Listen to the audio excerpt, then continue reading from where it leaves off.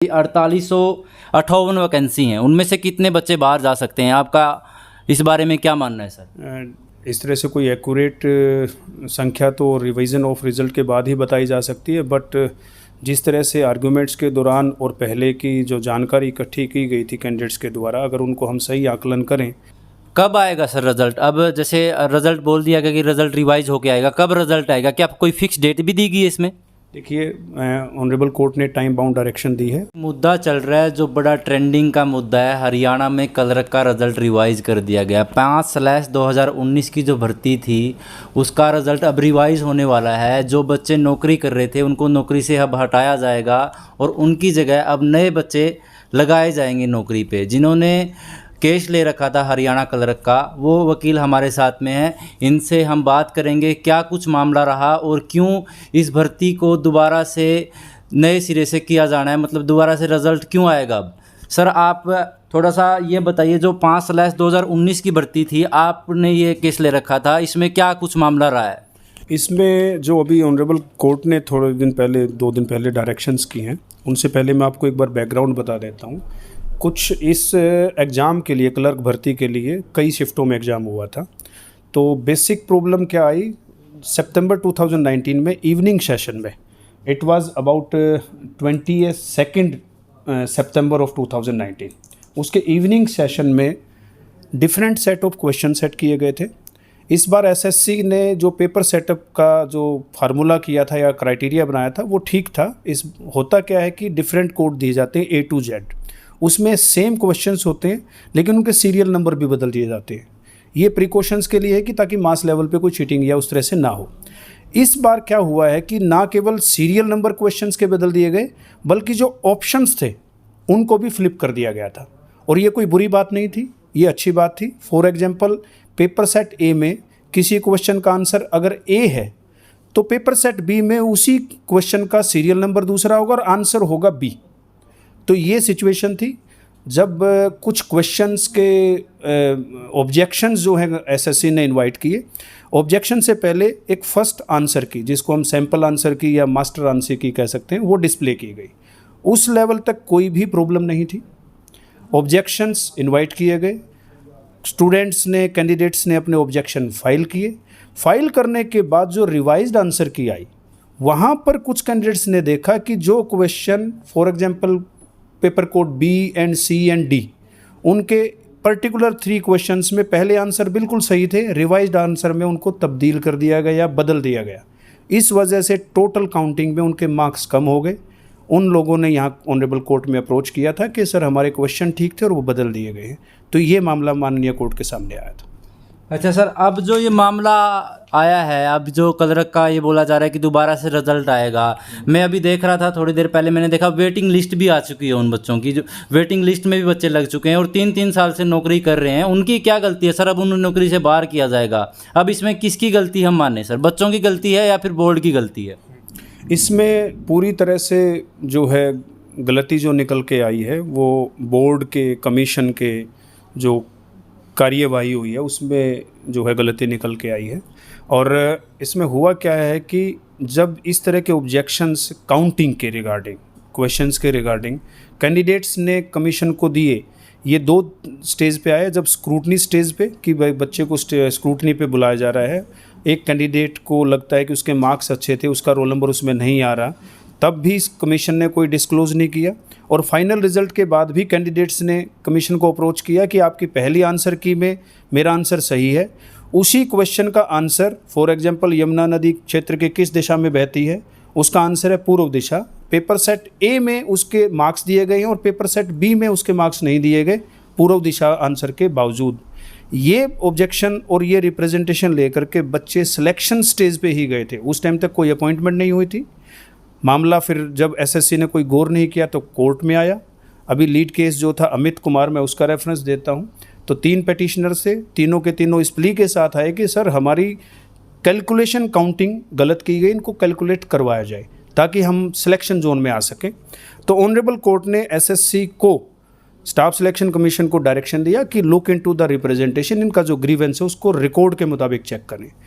तो staff selection commission ने at that stage in 2020 itself rejected their claim ये कहते हुए कि पूरे रिकॉर्ड का अवलोकन कर लिया गया है और किसी भी किस्म की कमी नहीं पाई गई है, हमारी रिवाइज्ड आंसर की पूरी तरह से ठीक है। Again Amit Kumar and others और बाकी सब कैंडिडेट्स ने ऑनरेबल कोर्ट में केस फाइल किया। वहाँ पे जब इन सारी चीज़ों को चेक किया गया सुनवाई के दौरान कि एक बच्चा आंसर देता है पर्टिकुलर क्वेश्चन का, उसको मार्क्स मिल रहे हैं और बाकी दूसरे कैंडिडेट्स को दूसरे कोड के लिए मार्क्स नहीं मिल रहे, तो मैटर को काफ़ी सीरियसली लिया गया था ऑनरेबल कोर्ट के द्वारा। इवन बच्चों ने तो ये भी प्ली लिया था जी पूरा रिकॉर्ड कोर्ट में मंगवाया जाए और अगर किसी की गलती है तो उस रिस्पॉन्सिबल ऑफिसर को जुर्माना भी लगाया जाए।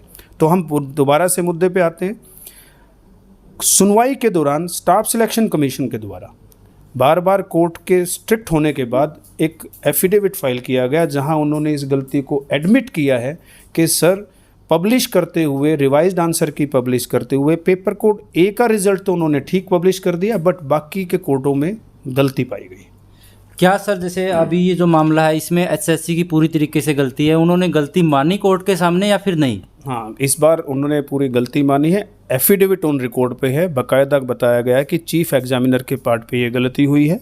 फिर कैंडिडेट्स की तरफ से, पेटिशनर्स की तरफ से रिक्वेस्ट भी की गई कि ये बार बार कमीशन पहले भी गलती करते रहे, भूतकाल में बहुत सी गलतियां इस तरह हुई है और कैंडिडेट्स के कैरियर का सवाल हो जाता है। जैसे कि अब आपने बताया कि जिन लोगों की सिलेक्शन हो चुकी है, अगर रिज़ल्ट पूरी तरह से रिवाइज होता है तो ये भी चांसेस हो सकते हैं कि मेरिट अप या डाउन होती है। अगर अप होती है तो कुछ लोग बाहर जाएंगे। दो तरह के कैंडिडेट बाहर हो सकते हैं, एक तो कट ऑफ से, इस बार अगर कट ऑफ फॉर एग्जांपल 70 है और कट ऑफ चली जाती है 71 पे, तो कैंडिडेट जिसका 70 नंबर पे सिलेक्शन हुआ है उसको बाहर जाना होगा। दूसरा, एक ऐसा कैंडिडेट जिसको गलत आंसर के सही नंबर मिल रहे हैं, जैसे कि मैंने एग्जांपल दिया कि पेपर कोड बी में यमुना नदी अगर दक्षिण दिशा के हैं बी पार्ट पे और उस किसी कैंडिडेट को उसको नंबर मिल रहे हैं, तो वो नंबर अब दोबारा से रिवाइज होंगे, उस वजह से उस पर्टिकुलर कैंडिडेट की मेरिट डाउन आ सकती है। तो नया जो रिवाइज्ड रिजल्ट होगा उसके मुताबिक सिलेक्शन कमीशन अपॉइंटमेंट जारी करे, ये माननीय कोर्ट ने आदेश दिए हैं। और कंसर्न्ड अधिकारियों के बारे में कोताही बरतने के मामले में भी सख्त निर्देश दिए हैं कि भूतकाल में ये हो चुका है, भविष्य में इस तरह से किसी के करियर के साथ खिलवाड़ ना हो।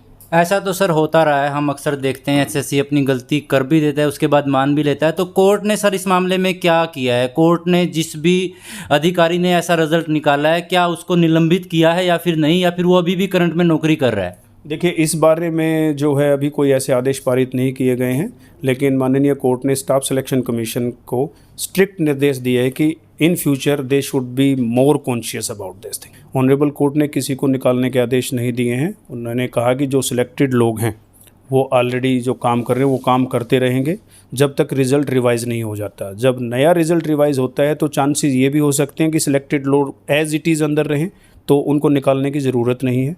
और दूसरी सिचुएशन ये भी आ सकती है कि मेरिट अगर रिवाइज़ होती है और कहीं कम या ज़्यादा होती है तो अनसिलेक्टेड लोग जो कि पेटिशनर्स थे उनकी जगह पे खाली पोस्टों पे या मेरिट रिवाइज़ के मुताबिक उनको सीनियरिटी और सिलेक्शन दी जा सकती है। जहाँ तक पोस्टों का सवाल है, वेटिंग लिस्ट एसएससी ने जारी कर दी है। हाँ, लेकिन वेटिंग लिस्ट और कुछ आरटीआई इन्फॉर्मेशंस के मुताबिक क्लर्क जो है बड़े भारी लेवल पे भर्ती किए गए थे। तो एट प्रेजेंट भी सफिशेंट वैकेंसीज जो हैं नॉन ज्वाइनिंग की वजह से या रिज़ाइन की विद इन 1 ईयर की वजह से काफ़ी पोस्टें एसएससी के पास अभी हैं, वहाँ खाली पड़ी हैं अभी भी पोस्ट। इसका मतलब अगर रिजल्ट रिवाइज होता है तो बच्चों को नौकरी से बाहर नहीं निकाला जाएगा आपके हिसाब से? रिजल्ट अगर रिवाइज होता है तो सिलेक्टेड और नॉन सिलेक्टेड जो बाद में सिलेक्शन में आ सकते हैं उन लोगों को मेरिट वाइज अकोमोडेट किया जाएगा। उसके बावजूद भी अगर वैकेंसी ख़त्म हो जाती है तो डेफिनेटली मेरिट वाइज एक्शन जो है कमीशन को लेना होगा। और मतलब जिसका कम बन रहे हैं क्वेश्चन, जिसके नंबर कम बन रहे हैं मेरिट वाइज, उसको तो नौकरी से बाहर निकलना पड़ेगा ना सर? उसकी तो गलती नहीं है इसमें। मैं भी उसके बाद भी अगर आप हरियाणा सरकार ऐसा कर रही है तो उसमें कहीं ना कहीं गलती है बोर्ड की, और बोर्ड की जिस भी अधिकारी ने गलती की उसको सज़ा तो मिलनी चाहिए सर। ये एक दूसरे पार्ट पे देखिए, अगर गलती है तो उसका एक ही भरपाई होती है कि उसका सुधार किया जाता है, और सुधार अगर समय रहते कर लिया जाए तो बेहतर होता है। तो ऑनरेबल कोर्ट ने अब उनकी गलती को सुधार करने के निर्देश दिए हैं, टाइम बाउंड डायरेक्शन भी दी है, और तुरंत रिवाइज़ करते हुए, रिज़ल्ट को रिवाइज़ करते हुए अप्रोप्रिएट अपॉइंटमेंट और निर्देश करने के जारी हुए हैं ये अपॉइंटमेंट लेटर्स जो हैं। और इसके बाद अगर मेरिट रिवाइज होती है, मैं अगेन वो बात कह रहा हूँ कि मेरिट रिवाइज के मुताबिक तो जो सिलेक्शन में होगा वो सिलेक्शन में रहेगा, जिसे बाहर जाना वो बाहर जाएगा। अभी 4858 वैकेंसी हैं, उनमें से कितने बच्चे बाहर जा सकते हैं? आपका इस बारे में क्या मानना है सर? इस तरह से कोई एक्यूरेट संख्या तो रिवीजन ऑफ रिज़ल्ट के बाद ही बताई जा सकती है, बट जिस तरह से आर्गूमेंट्स के दौरान और पहले की जो जानकारी इकट्ठी की गई थी कैंडिडेट्स के द्वारा, अगर उनको हम सही आकलन करें तो मुझे लगता है कि 200 से 300 कैंडिडेट ऐसे हैं जिनको इस गलती का खामियाजा सिलेक्शन ना होने की वजह से भुगतना पड़ा है। तो 200-300 कैंडिडेट डिज़र्व करते हैं इसी कट ऑफ के ऊपर सिलेक्शन के लिए, तो उसी आधार पर निकलने की प्रक्रिया भी होगी। कब आएगा सर रिजल्ट? अब जैसे रिजल्ट बोल दिया गया कि रिजल्ट रिवाइज होके आएगा, कब रिजल्ट आएगा? क्या कोई फिक्स डेट भी दी गई है इसमें?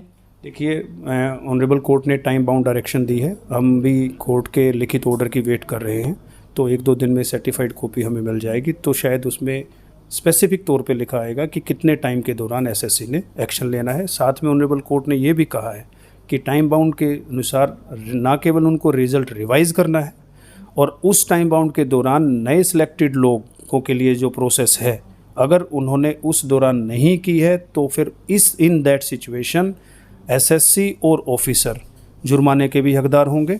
और क्योंकि जो सिलेक्टेड लोग लग चुके हैं उनके बारे में कोई नेगेटिव ऑर्डर नहीं हुआ है, बट अनसिलेक्टेड पर्सन जिनको ये गलती खामियाजा भुगतना पड़ रहा है, 2 साल से वो बाहर हैं बेचारे, जो अदरवाइज़ जो डिज़र्व करते थे, वो लोग एरियर के भी हकदार होंगे अगर इस टाइम पीरियड के बाद कोई डिसीजन लिया गया तो। अभी आपने देखा ये मामला क्या था, वकील साहब ने बता दिया। सर आपसे मिलकर बहुत अच्छा लगा।